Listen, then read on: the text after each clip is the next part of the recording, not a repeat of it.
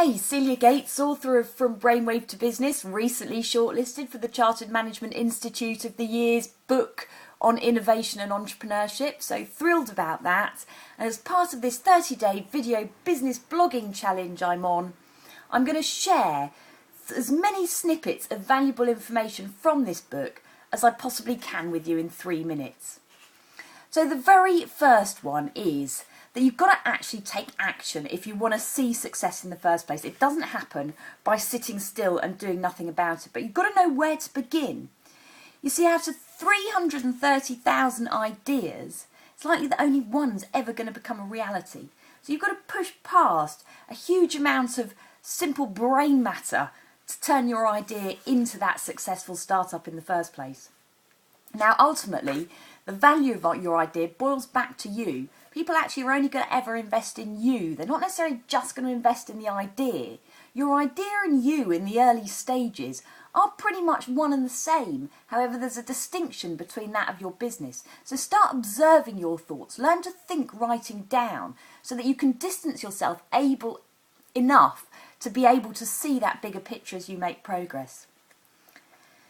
Now, you do generate new ideas, you don't find them. If you've actually found an idea, then the chances are it belongs to somebody else. So just be aware of that. You've got to take action to generate ideas, and that requires brainstorming. So in order to brainstorm successfully, start with the problem. Use the problem as a way with which to really delve into it deeper by asking those how, what, why, when, where questions. Really become an expert in the field of the problem. Now, if you are considering registering your ideas for intellectual property, then remember to keep them confidential. You can discuss the problem as openly as you like, just that solution you might like to keep to yourself. Now, what do you actually do once you've generated a brilliant brainwave? Well, first of all, you've got to work out who's really going to benefit from your idea. People talk about researching your target market, but actually, it's how accessible is your target market to you? Do you know their names and addresses? Can you reach them easily? Can you knock on their doors? Can you send them an email? How accessible is your target market to you?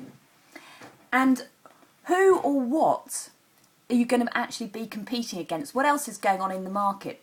There are ways to collaborate with some of these partners if you align yourself correctly right from the beginning, rather than finding yourself battling into those prevailing winds, the fashions and trends, the industry direction. You've got to move with these trends and kind of accelerate your way past them. So you need to be clear about your competitive edge, your unique selling point. Can you clearly define exactly what that is? Furthermore, how unique is your original idea? Quite often ideas emerge simultaneously, you know. The problem's been persisting for so long that lots of people have the same idea at the same time. It might not be as unique as you think it is. So make sure you do your research. Google it. Google the problem. Now, I'm running out of my 3 minutes, but I am just going to get into the making of balanced decisions, because it is all about seeing the bigger picture. So make sure you tune in tomorrow, because we're going to look at how to make better balanced decisions together. Thanks for listening.